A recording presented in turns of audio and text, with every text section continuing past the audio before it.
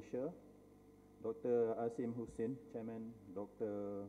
Ziauddin Hospital, Mr. Kaukab Iqbal, Chairman, Consumer Association of Pakistan, all the guests of honor, eminent guests, ladies and gentlemen. Alhamdulillah, I must admit that the convening of today's summit with the participation of the broad diversity of the healthcare captains of industry from Pakistan would chart the future directions of healthcare system and industry. And indeed, your presence invests this summit a special meaning. At our end, Malaysia healthcare sector operates in two-tier system, a government-based universal healthcare system and a private healthcare system. The sector is expected to grow to USD 30 billion by the year 2027, fueled by increasing demand for healthcare services from an aging population, rising affluence, and increasingly life expectancy.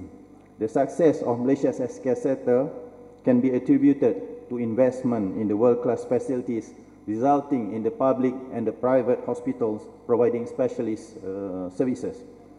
It is indeed a relief to note that Malaysia's public healthcare system is almost free for all, as 70% of the Malaysian population of 32 million rely heavily on the public sector.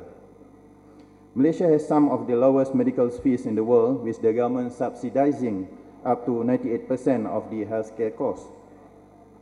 To reduce this financial burden, the government has encouraged further private investments in recent years, recognizing the economic multiplier effect of the medical industries. The areas of the potential growth are in the manufacturing of medical devices, pharmaceuticals, and clinical research, as well as medical tourism. This makes Malaysia a potential health service hub in ASEAN.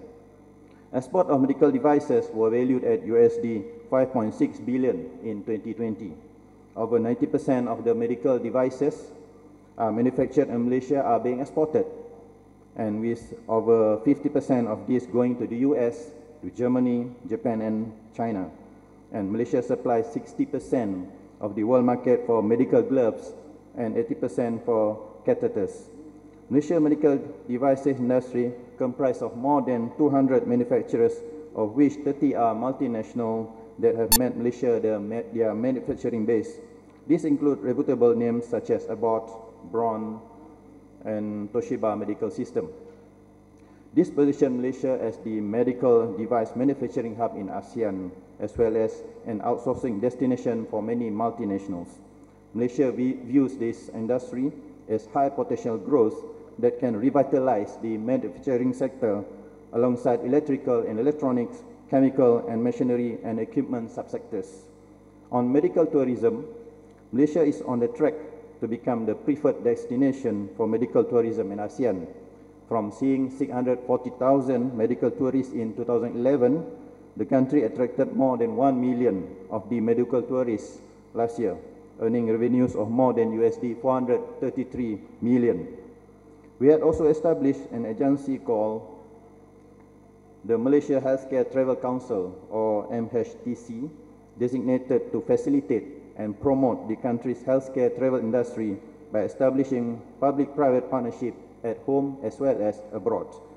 With the government aiming to implement the Industry 4.0 initiative, businesses are looking to shift production into more value-added products and services through embracing technology, enhancing research and development methods.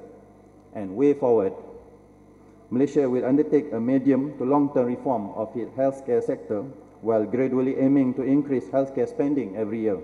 Malaysia's overall healthcare spending is still below 5% of its GDP, which is below the projected average of close to 10% of the GDP for Organization for Economic Cooperation and Development countries. Among the policy direction being considered currently is increasing the public healthcare charges for the higher income earners and encouraging people to buy health insurance.